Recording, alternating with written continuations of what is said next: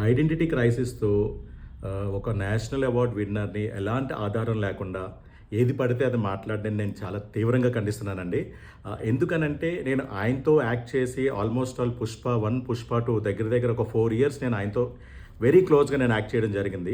So, అలాంటి వ్యక్తి గురించి అసలు ఏమీ ఆధారం లేకుండా మాట్లాడడం అన్నది అసలు not at all right thing అండి. మీకు ఒక చిన్న ఎగ్జాంపుల్ చెప్తా. సాధారణంగా మాకేంటంటే బ్రేక్ టైమ్‌లో ప్రొడక్షన్ బాయ్స్ చెవో స్నాక్స్ రన్ చేస్తుంటారు. బేసిన్స్‌లో పెట్టి అందరికీ ఇది చేస్తుంటారు.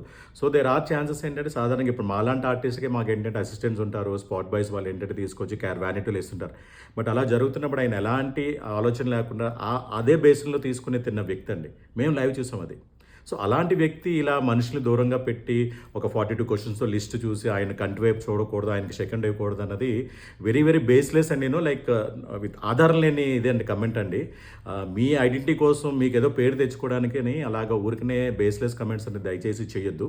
అండ్ ఇంకొకటి ప్రతి టెక్నీషియన్, ప్రతి ఆర్టిస్ట్ డైలీ మార్నింగ్ వచ్చిన వెంటనే విష్ చేస్తారు. పొరపాటున ఏమైనా డిలే అయితే సారీ అండి మార్నింగ్ మీకు విష్ చేయలేదని కూడా చెప్పే ఒక లైక్ హుందా గల వ్యక్తి అతను. ఆయన more than an hero, very ground to earth ఒక ఆర్టిస్ట్ అండి. సో, మేమంతా అది లైవ్ చూసాం కాబట్టి ఆయనతో వర్క్ చేసాం కాబట్టి చెప్తున్నాను. దయచేసి ఇలాంటి కమెంట్స్ ఆపుకోవాలని మనస్ఫూర్తిగా కోరుకుంటూ మీ రాజశేఖర్ అలియాస్ శుభోదయం సుబ్బారావు. థ్యాంక్ యూ అండి.